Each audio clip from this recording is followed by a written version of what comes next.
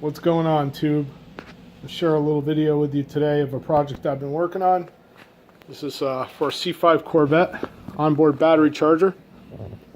Basically use a computer plug. This one is the first one. I got another one coming with a cap on it, spring-loaded cap, so it covers it up.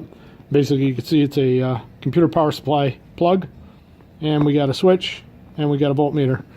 Basically, you plug it in, and hit the switch. She comes up. You hear a little noise there. I'll show you what that is in a moment. It gives you the status of the battery, and it'll begin charging. Hit the button, stops charging. So you don't have to take the battery out. You don't have to even bother with a tender. Now, underneath the hood, let's take a look and see what we got. All right, we have a fuse, obviously, going to the battery. When this pops, this will light up.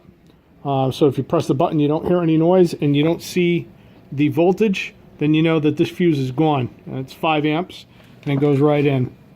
I got a master disconnect on this car. Right now it is disconnected. This battery is disconnected, but the charger will still charge.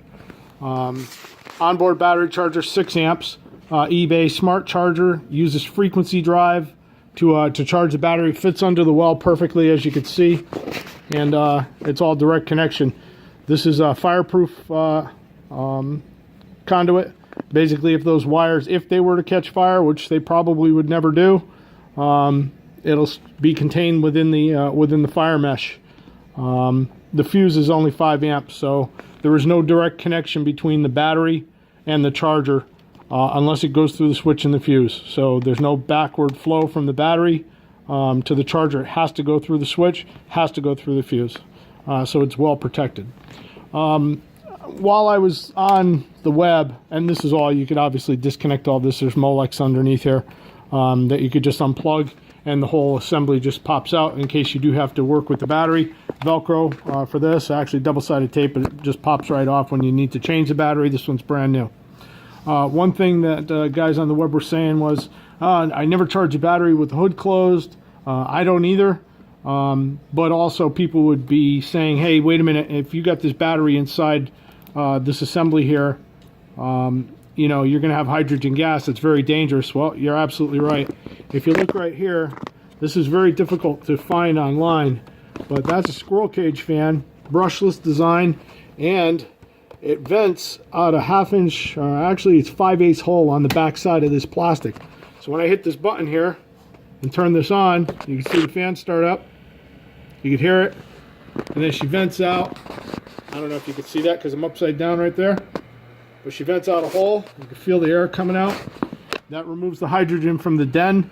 So when you do go in there and you reach in and you change everything to, you know, re-engage the battery to the car, you don't get a spark and blow your hands off.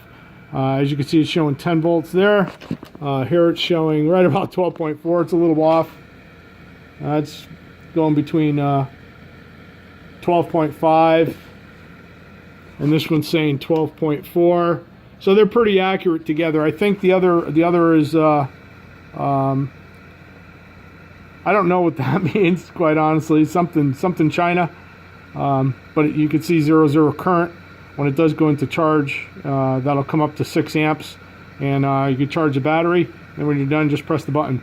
So the whole system just looks like this, fits underneath the assembly like that, and that's basically how I have it designed. Hope you like it.